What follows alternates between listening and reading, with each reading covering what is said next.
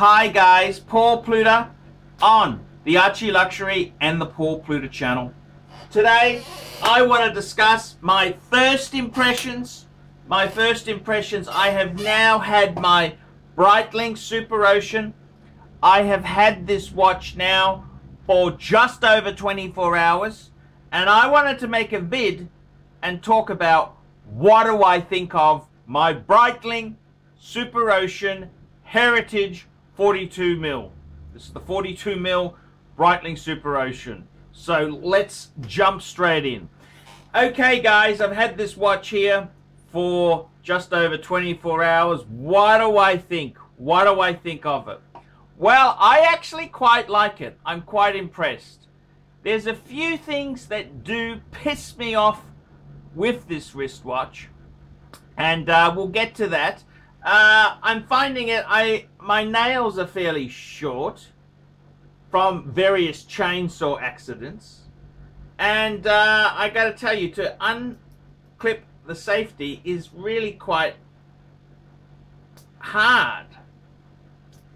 It's hard to do, and then to actually unclip the bracelet, fuck, it really gnaws at your fingers and your thumb. So I find that a little bit on the annoying side. The fit and finish of this watch, it was one of the main things that drew me to this brand here. The fit and the finish. And I gotta tell you, although I'm pretty happy with it, there's a few little things that I think could have been done better. There's some pros and cons. Let's have a look at some of the pros. Well, I think the mesh bracelet is super cool. I think the gorgeous crown without crown guards really suits it. I like the unidirectional bezel. That's very, very cool. It's got a nice feel to it. I like the dial, very original, very cool. And I must say, the way the engraving, where it's got Bretiling on the back of it and on the bracelet, I think that's been done very, very well. It's a nice piece. Cons! What do I dislike about it? What do I dislike about it? Well, as I mentioned, it's an absolute bitch to open the clasp there. So I'm hoping as it kind of wears in a bit, maybe that becomes easier, and I got to start growing my nails a bit longer. The other thing that is a bit of a shitter on this watch here, it has a highly polished buckle. Now if you look at that, that's right underneath it, where for us desk jockeys, our phone jockeys, that's going to scratch. And it's from the previous owner. It's already got a bit of a scratch there. You can just see it in the light there. It already came with a little bit of a scratch just there, and I think that'd be very easy to scratch. It's a bit of a highly polished scratch magnet, so that kind of pisses me off a bit.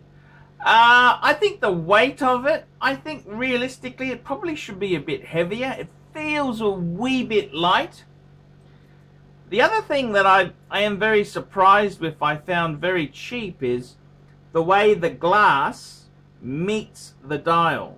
Like on the Rolex and on some Bretilings, you've got a curved scope. You've even got multi-different colored slant there, and it just leads right in. Here it's just an abrupt cut off, and I think that's done a bit cheaply, in my opinion there. I think that is done a wee bit on the cheap side. So the Bretiling SuperOcean here, what do I think of it? Well, you know, there's many things I like about it. There's many things that piss me off with it.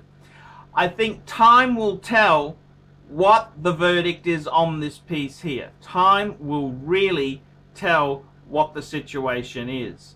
But I think, as far as a sports watch goes, it's a pretty cool pretty cool dive watch to have, and I can see why people would like it.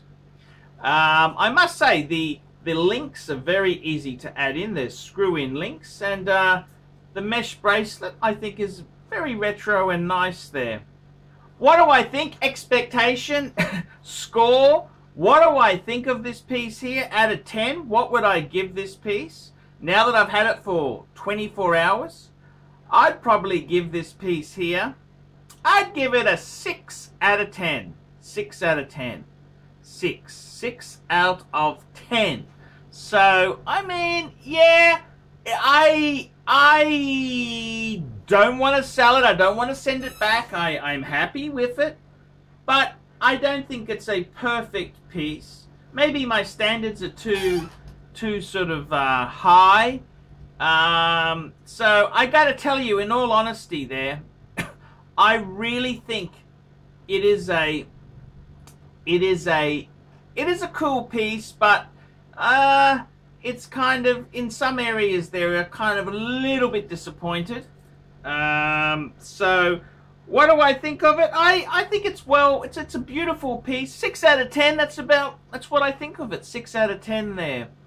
So the Bretiling SuperOcean Heritage. It's I gotta say one thing for sure. This is the 42 mil, which there's 42 and 46 mil. My God, this wears big. I tell you what, the 46 mil, man, I don't. That's like having a clock on your wrist. I mean, this is big. This is a big watch, and I get it. I get it. It's a big diver, but I think the 46 mil would be a real hassle. Would be a real hassle, pain in the ass to have there, and that's kind of my opinion on it there. It's yeah, it's kind of, I'm a little bit disappointed in the sense that